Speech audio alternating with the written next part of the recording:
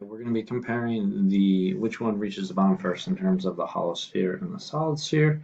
So if we look at the solid sphere, the solid sphere has mass throughout it, and it's the same mass as the hollow sphere whose mass is on the outside, which means solid sphere should have a smaller inertia and should rotate easier, so which means it should hit the bottom first. See over here, I use the inertias of the solid sphere, 2/5 mr squared, and the hollow sphere, 2/3 mr squared. And you can see mathematically that the inertia of the hollow sphere is greater because the mass is further from the center. Now what we're going to do is we're going to deal with B through E kind of all at once here. And we're going to start out with our, we'll just use A, our conservation of energy equation, mgy, which is 2 meters, is equal to, if this rolls down the hill, 1/2 mv squared plus 1/2 the rotational inertia times omega squared. All right, so this here is for the solid sphere, and we know the solid sphere here has an inertia of 2/5 mr squared, which will get substituted in. And then to go from linear values to angular values, if you recall, we have velocity equals omega times r, so omega is equal to v over r. Well, if you square that, you get v squared over r squared, which is convenient because then your r's divide out. So you're left with mgy equals 1/2 mv squared plus 1/5 mv squared. All right, when you add these two together, you get 7/10 mv squared is equal to mgy. So in this case, v squared would equal 10/7 gy, or v equals the square root of 10/7 gy. So we're now going to compare this to the block. All right, and for that I'll use orange. Now we just have mgy equals 1/2 mv squared.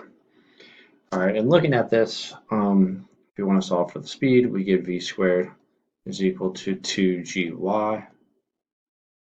and then v is equal to radical 2gy.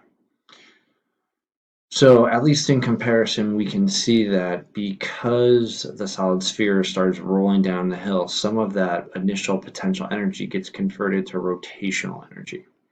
So what we're going to do now is we're going to compare it next to the hollow sphere. To save some time, I marked the hollow sphere as D in blue and wrote out the conservation of energy equation. So what we're going to do now is we're going to look at substituting in its inertia, which is 2/3 mr squared times v squared over r. So squared.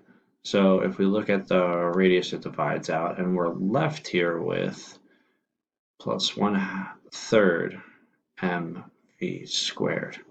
When we add that to the translational kinetic energy and combine the two, we end up getting 5/6 mv squared is equal to mgy, or v squared is equal to 6/5 gy,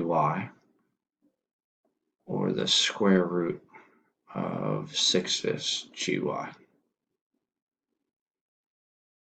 we have all the speeds, and we can easily rank and answer D and E here. The greatest speed is going to be B and C because there is no rotational kinetic energy. So B and C will be the greatest. All right, followed by A, followed by D. Now we're going to compare the kinetic energy but the rotational kinetic energy. So if I look at this here, what I'm doing is I'm kind of boxing it and highlighting what the rotational kinetic energy is, at least in a simplified form. It's a little bit easier to work with than I omega squared. So after we substituted in v squared over r and mr squared, or the rotational inertia for each one, we get a simplified version of 1/5 mv squared and 1/3 mv squared. So underneath here, we can write kr is equal to 1/5 mv squared. Well, right here, we also have what v squared is. So I can write this as 1/5 m times 10⁷ gy. All right, and if I simplify this, I get 2/7 gy is the kinetic energy rotational.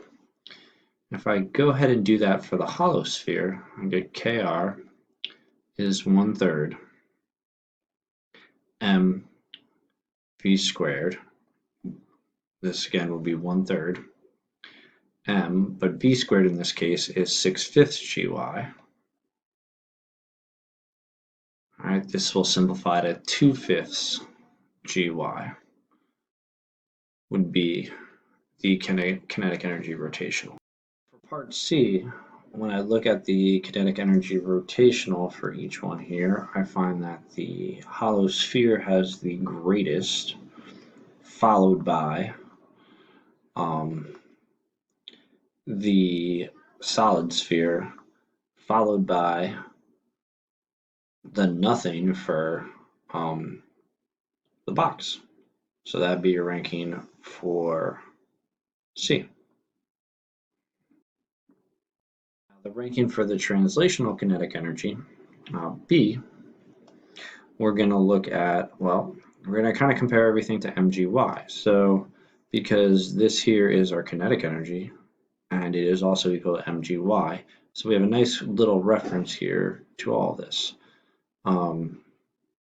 So the two with the greatest kinetic energy is going to be B and C, because none of it goes to rotational. Then, because both these equal mgy at the start, if the kinetic energy rotational is 2/7 gy, that means the kinetic translational is 5/7 gy, because 5/7 plus 2/7 is 1 whole. So the next greatest is going to be A, followed by D. And there you have it. In a different order, but you have all your rankings.